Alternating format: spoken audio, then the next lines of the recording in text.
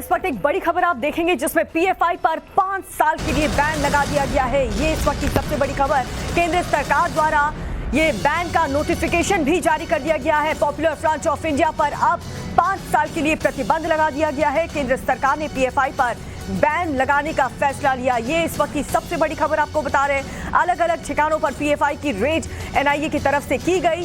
कई लोगों को दोषी पाया गया, उन्हें गिरफ्तार किया गया। कई पैसे जो कि अवैध तरीके से आए थे उसके बारे में छानबीन हुई। और भवतोष मेरे सहयोगी ज्यादा जानकारी देंगे। भवतोष, ये बहुत बड़ी खबर, पीएफआई पर 5 साल के लिए बैन लगा दिया गया है। देखिए, ये बहुत बड़ी खबर है। पॉपुलर फ्रंट ऑफ इंडिया को भारत सरकार ने बैन कर दिया है। इसके लिए नोटिफिकेशन इशू कर दिया है। ये नोटिफिकेशन की कॉपी अभी हम अपने दर्शकों को दिखा रहे हैं। देखिए, कल भी पूरे भारत में कई राज्यों में, करीब 8 राज्यों में रेड्स और सर्चेज हुई थी और कई लोगों को अरेस्ट किया था, कईयों को प्रिवेंटिव डिटेंशन में लिया गया था। इससे पहले पिछले हफ्ते में भी एनआईए और एनफोर्समेंट डायरेक्टरेट ने रेड्स और सर्चेस की थी। उसके बाद आज सुबह भारत सरकार ने एक नोटिफिकेशन इशू किया, गैजेट नोटिफिकेशन इशू किया है। उसके बाद पॉपुलर फ्रंट ऑफ इंडिया, जो कि एक को बैन कर दिया है यूएपीए के अंदर। यूएपीए जो होता है ये एंटी टेरर लॉ है, उसके अंदर पॉपुलर फ्रंट ऑफ इंडिया को बैन कर दिया है। इस नोटिफिकेशन की कॉपी को हम अपने दर्शकों को दिखा रहे हैं। अब ये एक आतंकी संगठन की तरह इसको देखा जा सकता है और कोई भी इसके साथ जो जुड़ा होगा वो आतंकवादी संगठन के साथ जुड़ा हुआ कहा जाएगा। उसके ऊपर यूएपीए की धारा लगेगी। तो ये बहुत बड़ी कार्रवाई भारत सरकार ने की थी। सब ये कह रहे थे कि ये कार्रवाई कब होगी, लेकिन आज सुबह करीब 6 बजे के आसपास जो पॉपुलर फ्रंट ऑफ इंडिया को बैन कर दिया है। इसके सारे कार्यालय या ऑफिसेज को भी अब बंद कर दिया जाएगा और जो भी इससे जुड़ेगा, चाहे वो डायरेक्टली या इनडायरेक्टली जुड़ेगा इससे, उसको भी अरेस्ट कर लिया जाएगा या उसके खिलाफ भी कार्रवाई होगी। तो भवतोष, देखिए, 5 साल के लिए ये बैन केंद्र सरकार द्वारा लागू कर दिया गया है। नोटिफिकेशन बकायदा जारी कर दिया गया है। इससे जुड़ी और क्या इन्फॉर्मेशन इस नोटिस में बकायदा और क्या क्या मेंशन किया गया है? पीएफआई के जितने भी ठिकाने क्या उन्हें भी अब बंद कर दिया जाएगा कंप्लीटली? हाँ, देखिए इसके मतलब क्या होता है कि कोई भी जो संगठन को अगर उसको आतंकवादी कहा जाएगा या उसको टेरर ऑर्गेनाइजेशन कहा जाता है, उसके मतलब ये है कि उसके खिलाफ कार्रवाई होगी, उससे जो भी जुड़ेगा उसके खिलाफ कार्रवाई की जाएगी। इसका डायरेक्ट इम्प्लीकेशन ये होगा कि उसके अगेंस्ट कार्रवाई की जाएगी। यूएपीए जो होता है वो अनलॉफुल एक्टिविटीज प्रिवेंशन एक्ट है, उसके अगेंस्ट ये कार्रवाई की गई है। तो उसके मतलब ये है कि पॉपुलर फ्रंट ऑफ इंडिया को एक टेरर ऑर्गेनाइजेशन की तरह डिक्लेयर किया जाएगा। उससे जो भी उसके जिसका भी एसोसिएशन है उसके अगेंस्ट कार्रवाई कर सकते हैं। उसके एसेट्स को सीज किया जा सकता है, उसके एसेट्स को अटैच किया जाएगा।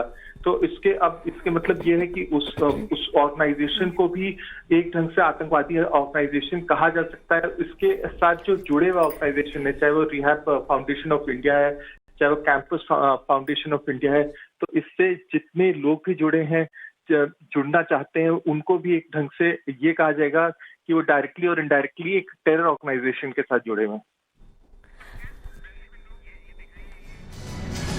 बिल्कुल भवतोष, और ये नोटिफिकेशन भी इस वक्त टाइम्स नाउ भारत के पास है जिसमें केंद्र सरकार ने साफ साफ कह दिया है कि अब पीएफआई पर 5 साल के लिए बैन लगा दिया गया है। ये ऑफिशियल नोटिस रिलीज करके इस पीएफआई संगठन पर, जो कि एक आतंकवादी संगठन अब कहलाएगा, इससे जुड़े लोगों को भी आतंकवादी अब डिक्लेयर कर दिया जाएगा। ये बड़ा फैसला केंद्र सरकार की तरफ से लिया गया। पीएफआई को 5 साल के लिए बैन कर दिया गया है, नोटिफिकेशन जारी कर दिया गया है और जितने भी पीएफआई के सहयोगी संगठन हैं उन्हें भी बैन करने का फैसला केंद्र सरकार द्वारा लिया गया है। ये सब कुछ इस सरकार द्वारा जो नोटिस जारी किया गया है उसमें सारी चीजें मेंशन है। पीएफआई पर तो 5 साल के लिए बैन है ही, लेकिन पीएफआई से जुड़े हुए जो छोटे छोटे संगठन थे जिसमें इस तरीके की गतिविधियां होती थी, देश के खिलाफ साजिश रची जाती थी, उन पर भी अब पूरी तरह से बैन लगा दिया गया है। यानी कि सबसे बड़ी खबर यही है कि पीएफआई पर 5 साल के लिए बैन लगा दिया गया है। पीएफआई से जुड़े जो बाकी के संगठन हैं उन पर भी अब बैन लगा दिया गया है।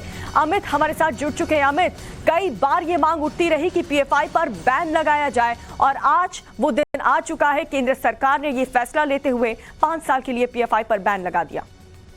कि देखिए कई बार ऐसी चीजें हुई, कई दंगे हुए या कई हिंसा हुई, उसके पीछे पीएफआई का हाथ था, लेकिन इसके बाद लगातार इस चीज को लेकर होमवर्क किया गया। आप कह सकते हैं कि इस पर बैन लगाने से पहले जो प्रॉपर होमवर्क होता है, पहले इन्वेस्टिगेशन होता है, वो हुआ।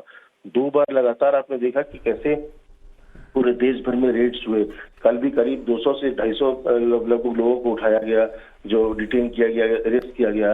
तो ऐसे में एक एक करके एक एक चीज धीरे धीरे सबूत इकट्ठा किए गए, और इसके बाद जब पूरी चीजें पुख्ता हो गई, तब जाकर सरकार ने एक बड़ा कदम उठाया कि पीएफआई को बैन किया है।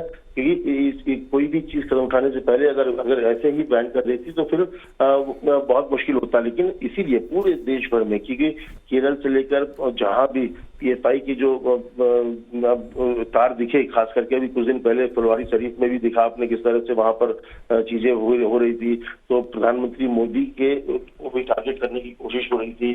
तो ऐसे में तमाम बड़ी चीजों जो थी उसको तार को जोड़ा गया, एक एक जो छोटी छोटी तार को जोड़ते गया। एनआईए हो, इससे पूरे इन्वेस्टिगेशन को प्रॉपर इन्वेस्टिगेशन किया गया, और जब सारी चीजें इनके पास इकट्ठा हो गई, तब जाकर पीएफआई को बैन कर दिया गया। बिल्कुल अमित, क्योंकि देखिए देश के खिलाफ कितनी साजिशें हुई, और जहां पर भी माहौल खराब करने की कोशिश हो, या फिर वो त्योहार का मामला हो, कभी कोई त्योहार में, ये इवेंट में ऐसी घटना घटी हो जहां पर अप्रिय घटना घटी हो, या फिर हिजाब का मामला हो, वहां पर भी पीएफआई का नाम हमेशा से सामने आया है। तो ऐसे में ये कार्रवाई बहुत जरूरी हो जाती है। देखिए पिछले कुछ दिनों में अगर देखिए तो खास करके देश में, चाहे राजस्थान में हुआ हो या मध्य प्रदेश में हुआ हो, हिंसा भड़काने की कोशिश लगातार हो रही थी कि कैसे भी देश का माहौल बिगड़े। और ये एक बहुत बड़ी चुनौती थी कि कैसे इस तरह की चीजों को रोका जाए। और हर बार जब भी देखा गया कि कुछ भी ऐसी घटना घटी है, तो उसके पीछे सीधे सीधे पीएफआई का हाथ सामने आया है।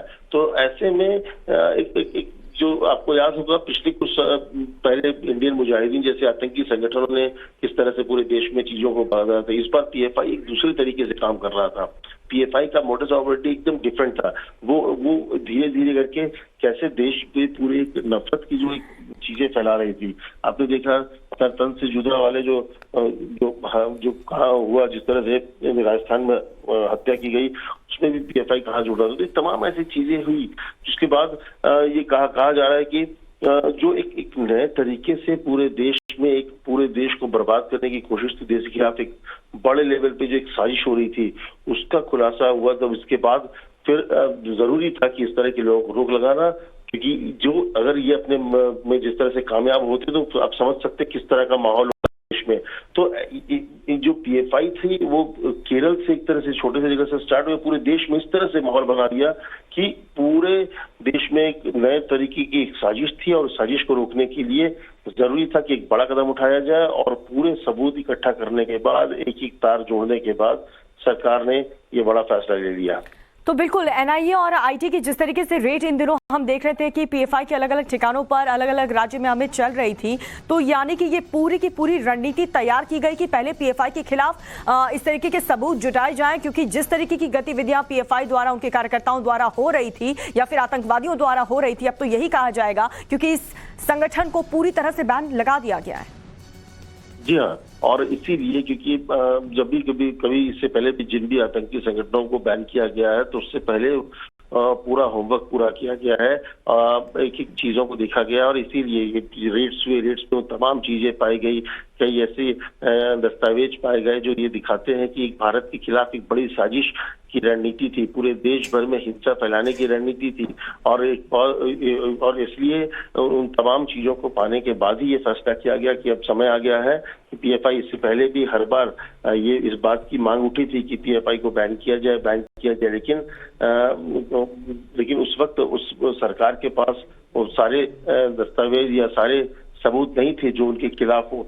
तो ऐसे में अब वो वक्त आ गया था कि जब उनके पास सारे दस्तावेज भी मौजूद थे, पूरे देश भर में आपने देखा 100 से ज्यादा जगहों पर छापेमारी हुई, अलग अलग राज्यों में छापेमारी हुई। पहले एएनआई ने छापेमारी की, फिर जो एएनआई के पास इनपुट्स आए उसके आधार पर, इंटेलिजेंस के आधार पर स्टेट पुलिस ने कई जगह छापेमारी की, और इसके बाद जाकर ये फैसला लिया गया कि अब वक्त आ गया है कि पूरे सबूत हैं, जिससे ये साबित होता है कि पीएफआई जो संगठन, जो बार बार उनकी तरफ से कहा जाता था कि हम लोग कोई आतंक फैलाने की कोशिश नहीं है, लेकिन ये सारे सबूत मिले कि ये भारत के खिलाफ एक बड़ी साजिश की जा रही है और इसीलिए पीएफआई जैसे संगठन को बैन करने की जरूरत है और आखिरकार उसको बैन कर दिया गया।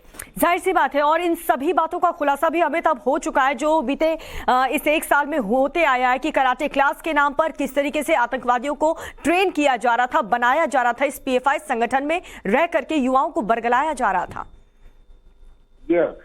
देखिए, न सिर्फ बरगलाया जा रहा था बल्कि हर जगह जहां भी इस तरह की हिंसा हुई, एक जो वातावरण प्रदेश में माहौल बिगाड़ गया, कुछ जैसे मैं पहले भी कहा कि उनकी मोडस ऑपरेंडी दूसरी थी। पहले जो संगठन थे वो आतंकी हमला किया करते थे, लेकिन इन लोगों ने, पीएफआई ने एक नए तरीके से चीजों को डेवलप किया कि कैसे देश भर में दंगा फैलाने की कोशिश की जा रही थी। तो ये एक बड़ी चीजें हुई और इसके बाद जिस तरह से लोगों को देखा गया, कई जगहों पर जिम के नाम पर लोगों को ट्रेंड किया जा रहा था। फुलवारी शरीफ में भी जिम जो था वहां पर लोगों को ट्रेंड किया जा रहा था। प्रधानमंत्री मोदी के दौरे से पहले वहां पर बड़े हमले की साजिश, आप अंदाजा लगा सकते हैं कि पीएफआई इतना स्ट्रांग हो गया था कि वो आतंकी माने वो प्रधानमंत्री पर हमले की साजिश रच रहा था। इसके अलावा जो रेड किए गए थे उसमें केरल में यही पाया गया था कि आरएसएस और बीजेपी नेताओं को मारने की बहुत बड़ी साजिश थी। ये बहुत बड़ी साजिश थी, बहुत बड़ा लोगों को जोड़ा जा रहा था, यूथ को जोड़ने की कोशिश हो रही थी। तो ऐसे में एक बड़ा फैसला किया गया कि इसको बैन किया जाए और सरकार ने आखिरकार बैन कर दिया। जाहिर सी बात है अमित, ये बहुत बड़ा फैसला है और हर तरफ इसकी मांग भी उठ रही थी। और अमित, पहले से ही कई राज्य थे जो ऑलरेडी ये मांग केंद्र सरकार द्वारा कर चुके थे कि पीएफआई पर बैन लगाया जाए, उसके संगठन पर बैन लगाया जाए, जो अलग अलग संगठन पीएफआई से जुड़े हुए हैं। और इन्हीं मांग को देखते हुए और जो गतिविधियां हुई हैं बीते कई सालों में, उसी के बाद ये बहुत बड़ा फैसला लिया गया देश हित में। शहजाद पूनावाला हमारे साथ जुड़ चुके हैं ज्यादा बातचीत के लिए। बीजेपी के राष्ट्रीय प्रवक्ता हैं शहजाद। ये बहुत बड़ा फैसला केंद्र सरकार द्वारा कि पीएफआई पर बैन लगा दिया गया था। जाहिर सी बात है अब इसे एक आतंकी संगठन के तौर पर देखा जाएगा। इससे जुड़े जितने भी संगठन हैं उन्हें भी अब इसी कैटेगरी में रखा जाएगा। पीएफआई एक ऐसी आतंकवादी संगठन है जो सिमी का अवतार है और ये बात बहुत सारी सरकारों ने माना है। पीएफआई जिस प्रकार की गतिविधियों में शामिल रहा है, चाहे वो दंगों में हो, चाहे वो आतंकवाद में हो, जिस प्रकार के उसके आईएसआईएस के साथ लिंक रहे हैं, तो इन सारी चीजों को देखते हुए जिस प्रकार की विस्तृत कार्रवाई उनके ऊपर की गई, रेड किए गए, जानकारियां प्राप्त की गई, अरेस्ट किए गए और आज ये प्रतिबंध लगाया गया है। पर सवाल ये है कि तुष्टीकरण की राजनीति के चलते आप देखिए राजस्थान में जहां पर एक तरफ तो हिंदुओं की यात्रा पर रोक लगाई गई, वहां पर पीएफआई को खुली छूट दी गई कोटा में मार्च निकालने के लिए। केरल में देखिए तो ओमा सलीम को वो सरकारी दी थी। अगर आप देखें से कर्नाटक में कांग्रेस की सरकार थी तो केसेस ड्रॉप किए गए, विड्रॉ किए गए। वहां के उस समय के गृह मंत्री और मुख्यमंत्री पीएफआई को मासूम और मजबूत बताते थे। तो ये तुष्टीकरण की राजनीति के चलते आज पीएफआई को संरक्षण देने वाले जो लोग हैं और जिन्होंने लगातार दिया है, सवाल उनसे है कि क्या आज वो इस बैन का स्वागत करेंगे या वो फिर से कहेंगे कि तुष्टीकरण की राजनीति के चलते ये एक संप्रदाय के खिलाफ कार्रवाई है। जिस प्रकार की बातें भी कही गई है, तो आज उनको बताना चाहिए कि क्या वो इसके साथ है या वो उसका विरोध करेंगे। बिल्कुल शहजाद, लेकिन हमने देखा था जब एनआईए और आईटी की टीम रेड कर रही थी पीएफआई के ठिकानों पर, अध्यक्ष लेवल के लोगों पर कार्रवाई की गई थी और उन्हें गिरफ्तार कर दिया गया था। जब वो दोषी पाए गए थे तब हमने देखा था कि खूब जम करके बवाल मचाया था इन आतंकवादियों ने। लेकिन अब जब बैन लगा दिया गया है तो क्या लग रहा है कि एक बार फिर से ऐसी घटना यहाँ पर इनके कार्यकर्ताओं द्वारा, इन आतंकवादियों द्वारा की जाएगी देश में? देखिए वो क्यों करते हैं, क्योंकि उनको पता है कि तुष्टीकरण की राजनीति के चलते कुछ देश की राजनीतिक पार्टियां उनको राजनीतिक संरक्षण देते हैं, इसीलिए वो इस प्रकार से उनका उत्साह जो है वो बढ़ा हुआ है। पर आज सवाल सिर्फ इतना है कि क्या पीएफआई पर ये जो प्रतिबंध लगाया गया है, ये जानकारी आई है, तो क्या इसका स्वागत सब लोग करेंगे या इस पर भी सांप्रदायिक राजनीति का आरोप लगाते हैं के नाम पर पीएफआई को ओवरसाइट देने का काम कुछ राजनीतिक दल जिनका हमेशा से पीएफआई की तरफ सख्त नजर वो करेंगे। बिल्कुल शहजाद, और देश हित के लिए ये, अगर इसे ये कहा जाए कि बहुत ही बड़ा और ऐतिहासिक ये फैसला केंद्र सरकार द्वारा लिया गया, क्योंकि अलग अलग राज्य भी मांग कर रहे थे कि पीएफआई को तुरंत बैन किया जाए। बिल्कुल, देखिए यही नहीं, इसके अलावा भी आप देखेंगे कि केवल पीएफआई ही नहीं बल्कि जो आतंकी संगठन है, आतंकी जो लोग हैं, उन पर भी प्रतिबंध लगाने की व्यवस्था यूरोपीय में तब्दीली करके सरकार ने की है।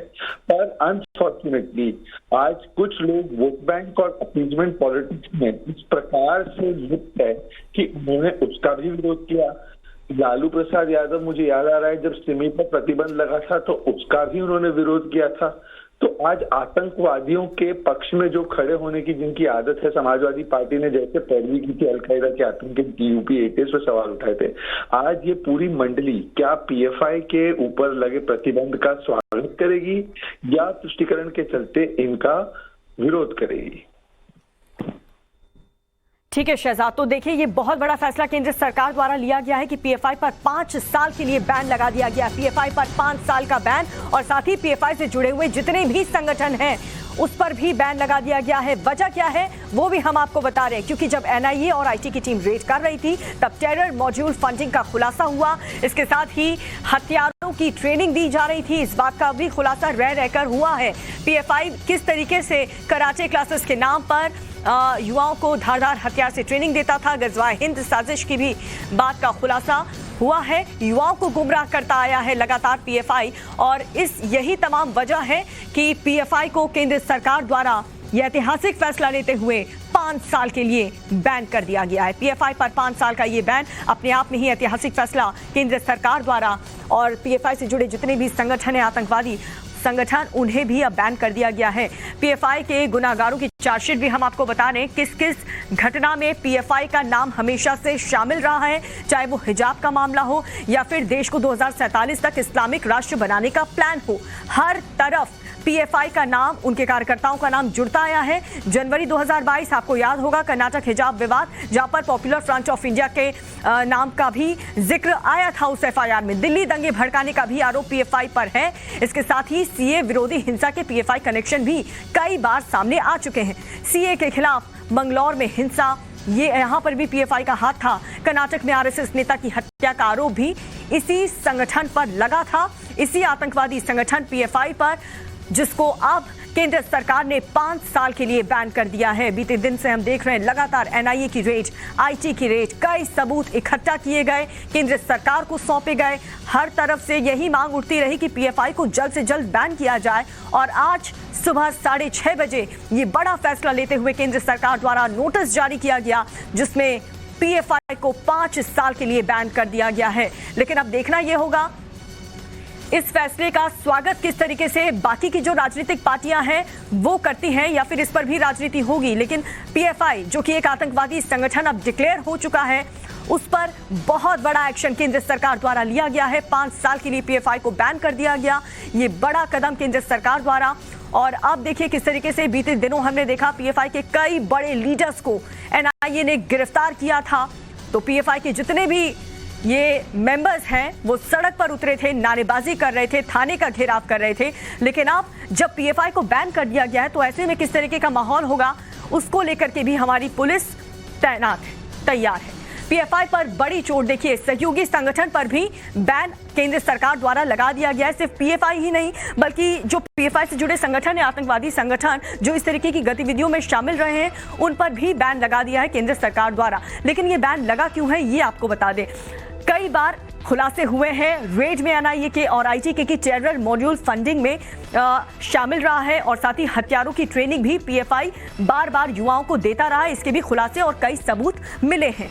इसके साथ ही इंटरनेशनल कनेक्शन भी पीएफआई का कई बार सामने आया है। गजवाए हिंद साजिश में भी पीएफआई का नाम शामिल आया है। तो ऐसी कई वजह, ऐसे कई सबूत इस रेड में जब एनआईए के और आईटी की टीम ने केंद्र सरकार को ये रिपोर्ट सौंपी है पीएफआई के खिलाफ जितने भी सबूत मिले हैं, उसी के बाद और जो राज्य सरकार द्वारा, अलग अलग संगठन द्वारा मांग उठ रही थी कि जल्द से जल्द पीएफआई को बैन किया जाए, और आज हुआ भी वही। केंद्र सरकार ने पीएफआई को 5 साल के लिए बैन कर दिया है। और ज्यादा बातचीत के लिए मेरे सहयोगी अनुज कुमार भी हमारे साथ अमित कुमार जुड़ चुके हैं। अमित, वजह हम लगातार बता रहे हैं कि पीएफआई को बैन करने की वजह क्या है, लेकिन क्या लगता है कि इस पर भी अब राजनीति होनी चाहिए, क्योंकि ये एक ऐसा फैसला है जो कि देश हित में लिया गया है। ये राजनीति इस देश में सुखाम हो गया है। हर चीज पीएफआई पे बैन लगाने से पहले जब कार्रवाई हो रही थी तब भी इस बात को लेकर कहा गया कि पीएफआई पर जो रेड्स हो रहे हैं या फिर जो भी हो रहा है वो एक साजिश है, एक तरफा हो रहा है। और इसको लेकर चाहे यहाँ तक कि कांग्रेस लेकर तमाम चीजों ने, तमाम पॉलिटिकल पार्टी ने इस पर सवाल खड़े किए। तो आज जब बैन हो रहा है तब भी निश्चित तौर पर सवाल होंगे, लेकिन जो सबूत है, जो चीजें मिली है वो दिखाते हैं कि किस तरह से एक बड़ी स्तर पर साजिश हो रही थी। अगर आप उसको जो गजट नोटिफिकेशन है अगर आप उसको पढ़े तो ये इसमें साफ तौर पे लिखा है कि रिहैब इंडिया फाउंडेशन पीएफआई के सदस्यों के माध्यम से धन जुटाता है और campus front of India, empower India foundation, rehab foundation, Kerala के कुछ सदस्य, पीएफआई के भी सदस्य हैं, पीएफआई के नेता, junior front, all India imam council, national federation and human right organisation और नेशनल वुमेन फ्रंट की गतिविधियों और निगरानी लगातार कर रही थी। इन लोगों ने इस पर ऑर्गेनाइजेशन पर नजर रखा था। इसमें साफ तौर पे दिखा है कि पीएफआई और उसके सहयोगी संगठन जो उससे थे उसके बीच किस तरह से संबंध था वो भी दिखा है। कैसे बाहर से फंड आ रहा था, जो पैसे आ रहे थे भारत में गड़बड़ियां करने के लिए, वो दिखा है। पीएफआई ने कैसे युवाओं को, जो स्टूडेंट्स को, महिलाओं को, वकीलों या समाज में तमाम जो है उसको बढ़ाने के लिए अपने संगठनों के माध्यम से किस तरह से आगे बढ़ाया और उसका उनको कैसे जोड़ा। और इसके बाद सबसे बड़ी बात इसमें ये पाया गया है कि जो आतंकी के जो संगठन है उनके साथ सीधे संबंध पाए गए हैं। जैसे इसमें साफ तौर पर पाया गया कि पीएफआई में कुछ जो मेंबर्स थे वो सीमी के मेंबर्स थे, सीमी से जुड़े हुए थे। इसके अलावा जमात उल मुजाहिदीन बांग्लादेश जो है उससे जुड़े हुए लोग थे। पीएफआई के सीधा संपर्क दिखा है इस्लामिक स्टेट ऑफ इराक जो है ISIS, उससे जुड़े हुए पाए गए हैं। और इसके अलावा ठीक है अमित, आप बने रहिए हमारे साथ। वीएचपी नेता विनोद बंसल जी भी हमारे साथ जुड़ चुके हैं। विनोद जी, पीएफआई के खिलाफ ये अब तक का सबसे बड़ा एक्शन, 5 साल के लिए बैन कर दिया गया है, क्या कहेंगे आप? देखिए, ये बहुत बड़ी आवश्यकता थी और दशकों से इस बात को फील किया जा रहा था कि आखिरकार जिस तरह से आतंकवादी घटनाओं और आतंकियों को पनाह देने का काम ये पीएफआई कर रही थी और जिस प्रकार से मुस्लिम यूथ को भड़काने और बरगलाने का काम जो कर रही थी उस पर विराम लगना बहुत जरूरी था। साधुवाद की पात्र है सरकारी भारत सरकार और उसकी एजेंसियां जिन्होंने समय रहते इस पर कदम उठाया और निश्चित रूप से ये एक स्वागतयोग्य कदम है। और ऐसे सब आतंकी संगठनों पर भारत के अंदर प्रतिबंध लगना बहुत जरूरी था। देखिए, जिस काम के लिए ईरान में बलवा मचा हो, उस हिजाब को ये लोग यहाँ पर प्रोटेक्ट कर रहे हैं, वो सिर्फ एक छोटी सी बात थी। लेकिन बात यह कि जिस तरह से इन्होंने आतंकी घटनाओं को अंजाम दिया, जिस तरह के आतंकी लोगों को पनाह दी और जिस तरह से आतंकियों को फंडिंग और लीगल एड ये प्रोवाइड कर रहे थे, उस पर विराम लगना बहुत जरूरी है। इनकी आतंकी गतिविधियों कोई आप संदिग्ध नहीं रही, ये तो सार्वजनिक हो गई। इसलिए ऐसे संगठनों पर प्रतिबंध लगा देना बहुत जरूरी था। और ये मैं तो कहूंगा थोड़ा सा देर आए लेकिन चलो दुरुस्त आए। भारत सरकार ने एक कदम उठाया जो कि बेहद जरूरी था देश की सुरक्षा के लिए, देश के स्वाभिमान की रक्षा के लिए और देश के नागरिकों को आतंकी की तरफ धकेलने पर विराम लगाने के लिए। लेकिन विनोद जी, आपको नहीं लगता कि देश की जितनी भी बड़ी पॉलिटिकल पार्टीज हैं उन्हें भी इस फैसले का स्वागत अब खुल करके करना चाहिए? यही तो दुर्भाग्यपूर्ण स्थिति है।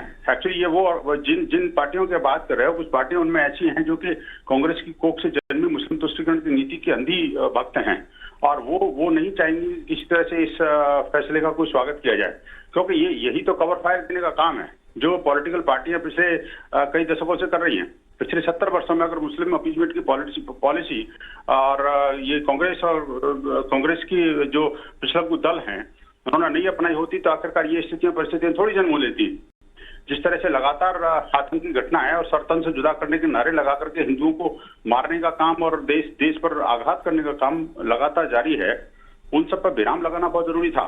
मैं कहता हूँ आप समझ देखने वाली बात है कि वो जो इनके जो सिपह सालार हैं, जो इनके पॉलिटिकल फ्रेंड्स हैं पीएफआई और एसडीपीआई के, वो किस तरह से बोलते हैं। निश्चित रूप से उनको इस बात का स्वागत करना ही चाहिए। अगर वास्तव में वो राष्ट्रवादी हैं, राष्ट्र के प्रति कुछ थोड़ी सी सोच रखते हैं या राष्ट्रीय सुरक्षा को गंभीरता से लेते हैं, तो ऐसे सब लोगों को इस बात का स्वागत करना ही चाहिए। और भारत सरकार की पीठ थपथपाना बहुत जरूरी है कि भाई आखिरकार उन्होंने ये समय रहते कदम उठाया जिस जी। प्रकार की आतंकी गतिविधियां लगातार ये लोग कर रहे थे, जिस प्रकार से छोटे छोटे बच्चों को भी अपना निशाना बना रहे थे, क्या मुस्लिम बेटियों को भी इन्होंने नहीं छोड़ा। आप देखिए, जी। हिंदू बेटियों की तो बात ही अलग, लव जिहाद के कितने सारे जी। केसेस इन सब के प्रसरे में और ये सुप्रीम कोर्ट तक लड़ रहे थे।